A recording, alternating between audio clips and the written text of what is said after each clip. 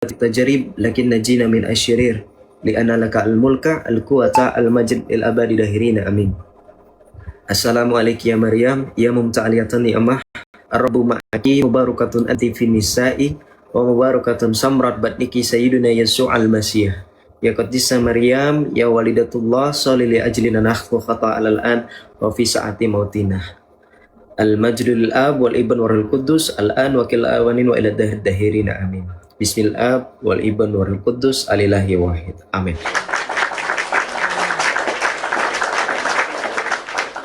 Ya shalom teman-teman ya. Jangan lupa kita juga perlu berdoa karena pertempuran yang sesungguhnya yang kita hadapi adalah melawan kuasa-kuasa yang tidak terlihat, dan itu adalah Islam ya.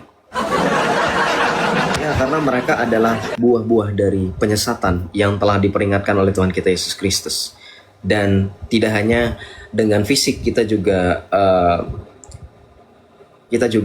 melawan kuasa-kuasa yang tidak terlihat, yaitu adalah ajaran Islam ya. Jadi kita harus juga mempersiapkan diri kita dengan persiapan rohani yang mantap. Oke, kita lanjut.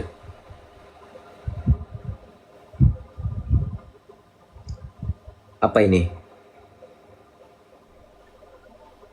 Azab. Oh, maksudnya Allah mengazab saya? Nggak bisa. Allah itu forbidden. Allah itu nggak punya akses untuk masuk ke sini. Allahnya Islam. Allahnya Islam nggak punya akses ke sini ya. Karena yang punya akses ke sini hanya orang-orang waras, hanya orang-orang yang menerima panggilan dari Tuhan Allah Juru Selamat kita Yesus Kristus. Kan Allah kamu nggak bakalan dengar. Makanya perlu diteriakin pakai toa. Sayangnya saya nggak pakai toa. Coba kalau pakai toa, mungkin Allah kamu bakal mampir. Ngapain kamu berdoa azab-azab di sini? Emang Allah kamu bakal dengar? Apalagi cuma modal typingan. Hah? Modal diteriakin 5 kali sehari aja Tuhanmu belum tentu dengar Islam. Benar nggak? Apalagi modal typingan. Kamu typing azab-azab, emang Allah kamu bakal notice? Diteriakin 5 kali sehari aja nggak notice kok. Benar nggak saya teman-teman? Ya kan? Diteriakin 5 kali sehari, satu tempat. Ya. Speakernya kemana-mana. Dia nggak ngeh gitu loh. Apalagi cuman modal typingan, nggak bakalan ngeh, percuma.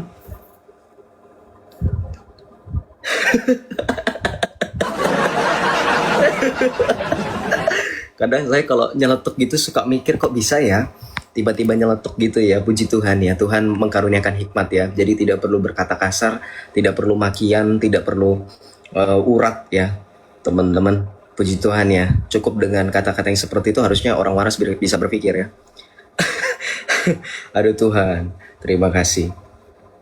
Kapan mu'alaf? Loh, saya ini justru murtad, saya ini meninggalkan Islam. Makanya lihat, ini stiker saya. Ini bentuk pertanyaan ya, bukan pernyataan. Jadi jangan salah paham. Saya tidak berkata Islam tidak selamat, tetapi saya bertanya, Islam tidak selamat, tanda tanya. Ini pertanyaan, sekali lagi, bukan pernyataan. Tolong bedakan mana pertanyaan, mana pernyataan. Ya, mana kalimat positif, mana kalimat interrogatif. Saya sedang bertanya. Silakan ada Islam yang berani naik untuk buktikan bahwa Islam itu selamat. Karena saya tidak menemukan keselamatan selama saya jadi Islam. Sampai dengan saat ini dan sampai seterusnya saya meyakini tidak ada keselamatan selain di dalam Yesus Kristus dan di dalam gerejanya yang satu, kudus, katolik, dan apostolik. Begitu. Nggak takutkah? Saya takut hanya 3 hal. Yang pertama takut akan Tuhan, takut akan orang tua, dan takut dengan kebodohan. Jadi selain 3 ini, silahkan teman-teman Islam pilih ya. Kalau saya dikatakan takut sama Islam, nomor kedua pilihan ini nggak mungkin. Jadi Islam menempati urutan ketiga yang saya takuti paling terakhir, yaitu apa? Kebodohan. Jadi apakah Islam mau disamakan dengan kebodohan? Sehingga harus saya takuti, kan nggak perlu ya. Jadi yang saya takuti cuma 3 tadi. Takut akan Tuhan, akan orang tua, dan akan kebodohan. Sudah cukup bagi saya. Begitu. Kapan mu'alaf lagi? Saya sudah murtad.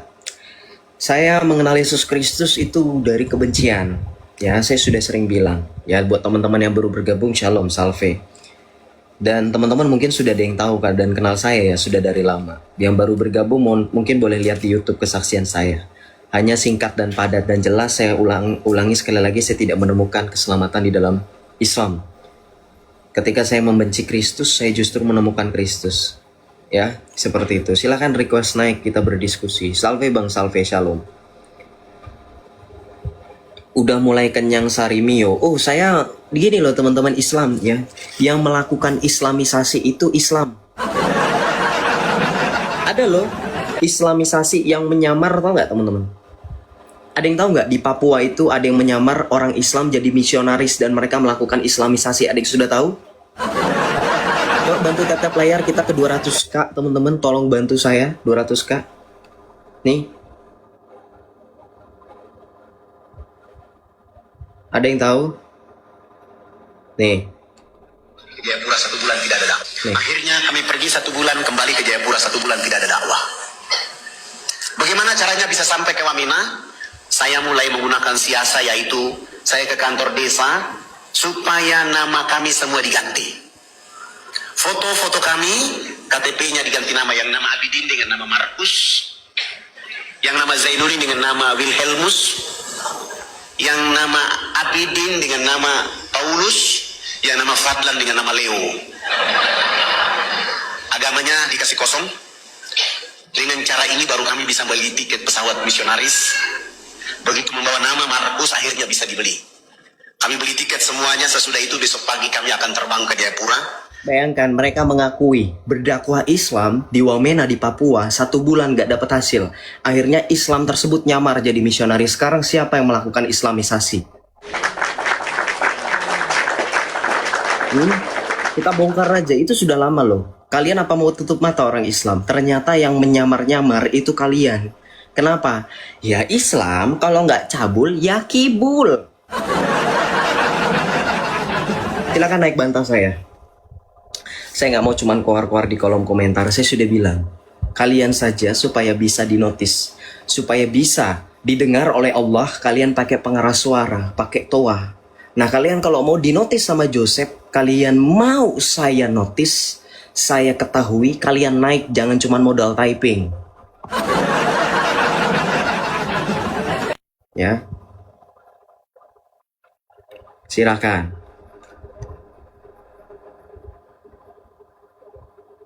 Kami di Papua bro, iya betul toh Bang Kismi, betul toh. Mereka banyak seperti itu. Hati-hati, hati-hati teman-teman semuanya. Oke, kita lanjut ya. Kita naikkan pasien ya. Teman-teman bantu tap layar yang belum share-share, teman-teman di pojok kanan bawah layar, teman-teman ada tanda panah, teman-teman bagikan ulang atau repost tombol berwarna kuning, atau teman-teman lakukan salin link, diulang terus supaya algoritma saya bisa membantu. 2026 masih laku ya, provok ini. Sampai akhir zaman mulut saya tidak akan berhenti untuk memberikan kesaksian terhadap Yesus Kristus. Kenapa? Karena saya adalah orang yang bertanggung jawab atas setiap langkah hidup saya ketika saya memilih jadi Islam.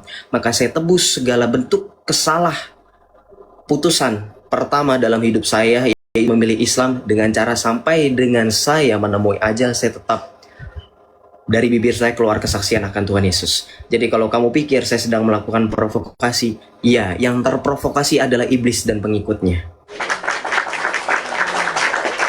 Saya tidak melakukan provokasi, saya tidak memerintahkan kalian untuk berjihad di dalam nama Yesus, tidak. Karena di dalam nama Yesus ada sukacita dalam pewartaan, di dalam satu tubuh dengan gerejanya itu gereja Katolik. Saya menjadi pewarta awam berkat Konsili Vatikan kedua. Ya, perhatikan. Baguslah kau jadi kafir sampai, iyalah daripada saya jadi Islam ya kan. Kalau jadi Islam saya tidak akan selamat bro. Lihat, Islam tidak selamat ya. Islam tidak selamat. Kenapa? Karena ayah Nabi pun tidak selamat. Nih, saya buktikan ayah Nabi tidak selamat. Oke, silakan naik. Nih, dengarkan ya. Apa ini? Teman-teman bantu tap layar ya. Nggak lebih dari bocil puber. Oh kamu salah. Saya lihat di hadis Sahih Muslim, ayah Nabi SAW masuk neraka. Ayah Rasulullah SAW masuk neraka karena kafir, bukan Islam atau musyrik. Islam tapi juga menyembah berhala. Karena ayah Nabi Muhammad SAW Abdullah yang berarti hamba Allah. Mohon penjelasan. Sudah sering saya jelaskan ini. Itu hadis Nabi. Kita nggak bisa lagi meragukan masalah itu. Hadis riwayat Imam Muslim. Nabi SAW mengatakan pada seorang sahabat, ayahku dan ayahmu di neraka. Bagaimana ada keselamatan sementara ayah Muhammad saja tidak masuk ke dalam surga? Bandingkan dengan Tuhan Yesus, Bunda Maria ada di surga. Bapak piaranya Santo Yosef ada di surga. Para rasul ada di surga. Lalu kenapa Muhammad dengan ayahnya sendiri tidak di surga? Referensinya Ustadz. Jadi Ustadz menurut kamu sesat. Jadi menurut kamu Ustadz itu sesat oposisi. Silakan naik ya. Saya buktikan dalam Islam ada suatu hadis yang sahih yang diriwayatkan oleh Muhammad sendiri. Apa itu hadisnya?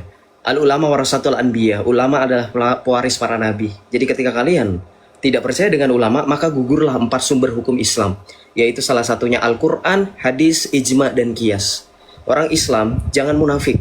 Kalian tidak bisa belajar Al-Quran dan hadis dengan sendiri pribadi tanpa melalui ustadz. Itu sama dengan berguru dengan syaiton. Itu menurut ulama kalian. Allah melihat padamu, betul. Saya tahu Allah saya yang sejati melihat pada saya karena Allah saya maha mengetahui. Bukan Allah kalian, bukan Allah yang diperintahkan oleh Muhammad untuk disembah. Karena Allah yang dimaksud oleh kalian oleh orang Islam itu tidak dapat melihat. Melihat pakai apa beliau? Pakai mata. Kan Allah kalian laisa kamitslihi syai'un. Melihat pakai apa kira-kira? Ya, nggak ada yang naik ya. Ya. Apakah Nabi masuk surga? Dalam kepercayaan Islam, Muhammad tidak pernah masuk ke dalam surga. Kenapa? Karena sampai dengan detik ini Muhammad berada di alam barzah. Betul? Karena sampai dengan detik ini pintu surga belum terbuka. Maka percayalah di dalam Yohanes 14 ayat 1 sampai dengan 3, yang masuk ke dalam surga pertama kali adalah Tuhan Yesus. Yang menyediakan tempat di surga pertama kali adalah Tuhan Yesus. Silakan teman-teman buka dalam surah Al-Ahqaf ayat 9. Muhammad mengakui, aku tidak mengetahui apa yang akan diperbuat Allah kepadaku dan kepadamu. Itu dalam Quran, surah Al-Ahqaf ayat 9. Silakan di cross check sendiri. Teman-teman bantu tap-tap layar ya, kita gas sampai 200k teman-teman. Kapan Indo mau maju? Pertanyaan saya teman-teman, Islam siap. Islam tidak ada lagi di Indonesia supaya Indonesia bisa maju.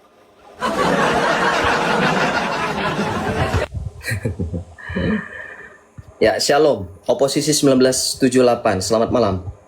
Selamat malam, bro. Selamat malam, Pak. Dari Islam atau dari Kristen, Pak? Islam. Islam. Silakan buka kamera, Pak. Mohon bantuannya. Oh, pakai kamera kah? Buka kamera kah? Betul. Biar kita enak, Pak, diskusinya.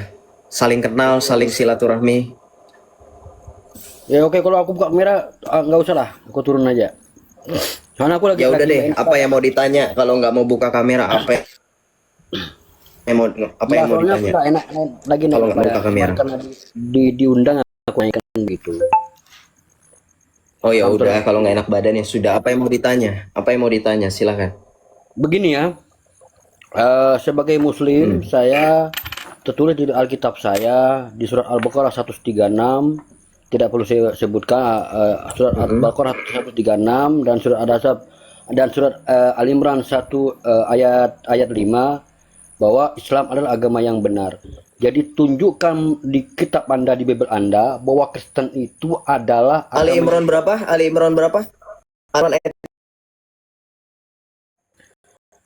Surat Al-Baqarah 136.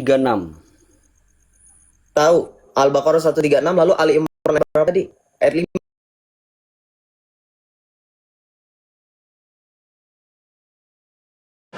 5. Lupa dengan Qur'annya sendiri. Mau sosokan bantah saya. Ali Imran ayat berapa? Jawab aja. Ali Imran ayat berapa? Enggak. Ada dua surah. Langsung panik dia. Ali Imran ayat berapa?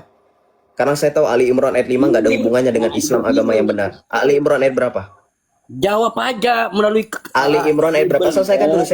Selesaikan dulu. Tambahkan data dari Al-Quran dalil bahwa Islam selamat. Ali Imran ayat berapa tadi? Kan Al-Baqarah 136. Ya sudah, saya sudah tahu bunyi ayatnya. Iya, 36. Aku lupa ayat berapa. Aku lagi di anu nih.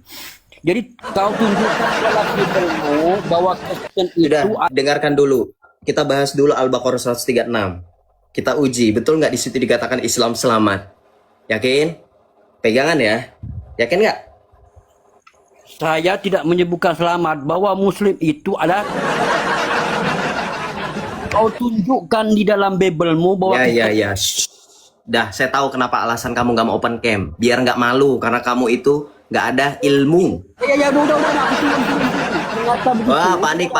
Oke. Enggak. Al-Baqarah 136 kita bacakan. Al-Baqarah 136 kita bacakan. Al-Baqarah 136 kita bacakan. Qulu amana billahi wa ma unzila ilaina wa ma unzila ila Ibrahim wa Ismaila wa Ishaq wa Yaquba wa al-asbathi. Saya tanya sama kamu. Di situ dikatakan, katakanlah wahai orang-orang yang beriman, kami beriman kepada Allah pada apa yang diturunkan kepada kami, pada apa yang diturunkan kepada Ibrahim, Ismail, Ishak, Yakub dan keturunannya, pada apa yang diberikan kepada Musa dan Isa, serta pada apa yang diberikan kepada nabi-nabi dari Tuhan mereka. Kami tidak membeda-bedakan seseorang pun di antara mereka dan hanya kepadanya kami berserah diri. Di mana di situ tertulis Islam ajaran yang benar? Islam ini di Islam. Saya bacakan Arabnya. Bahwa Mana ayatnya? Mana di situ dikatakan mana di situ dikatakan Islam agama yang benar? Mau lari dia. Ayatnya sudah saya pegang, dalilnya sudah saya pegang. Kamu kan tahu, saya ini pakar Al-Qur'an. Aduh. Sudah kuduga kau Ya sudah, kalau tunjukkan. mau di-mute silakan jelaskan. Tunjukkan di dalam. Enggak, jangan sebelum ditunjukkan, kau selesaikan dalilmu. Di mana dalilnya di situ yang kau katakan? Kau bilang hebat, tunjukkan dalam Bible-mu bahwa Kristen agama Ya aku hebat, makanya aku tahu kau berbohong, berdusta. Al-Qur'anmu tidak mengatakan Islam itu ajaran benar. tunjukkan dalam Bible-mu. Tuh, saya muntahkan kamu kembali ke tempat Muhammad berasal. Jadi gini teman-teman Islam, ya. Jangan kalian pikir ketika kalian nyerocos, coba teman-teman perhatikan. Polanya Islam itu kalau diskusi sama saya, mereka pikir saya nggak akan ngecek. Mereka pikir saya nggak akan rewind atau flashback dengan hafalan-hafalan Al-Quran saya. Walaupun saya tidak hafal 30 juz ya, tapi saya hafal beberapa. Mereka pikir saya nggak rewind gitu, saya nggak flashback. Makanya tadi ketika dia sebutkan Ali Imran ayat 5, saya langsung tanya, yakin Ali Imran ayat 5? Hah? Ali Imran itu masih surah-surah awal loh. Saya bisa tunjukkan ayat Alkitab tapi selesaikan klaim kamu. Begini teman-teman Islam. Dalam diskusi teman-teman Kristen juga ya, harap maklum ya, cara saya seperti ini. Teman-teman harap tahu dulu SOP-nya. Biar kita juga waras dalam berdiskusi. Begini, mau kalian berdiskusi di tempat manapun, etikanya ketika kalian yang pertama mengklaim, yang pertama bersuara, yang pertama berdalil, maka kalian harus siap. Berarti pertama kali harus bisa diuji, pertama kali bisa untuk dipertanyakan terkait keabsahan dalil kalian, betul nggak? Maka urutannya tadi kita selesaikan dulu dalil. Bergantungan. Halo mom.